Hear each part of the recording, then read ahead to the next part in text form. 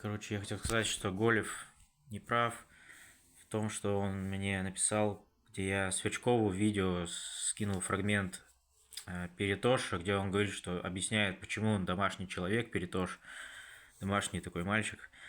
И, короче, я опубликовал это, типа, адресовано Сверчкову, который критиковал меня, что я там такой домашний, там все такое, с мамой живу. И Голев накричал на меня, типа, что ты даже своими словами не можешь высказать, почему ты не сказал своими словами, а его ролик приплетаешь.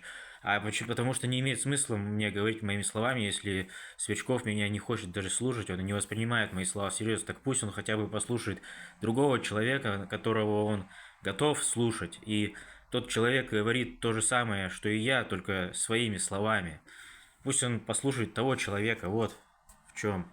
И ты, Голев, как бы некорректно немного поступил, что на меня как бы накричал там в комментариях.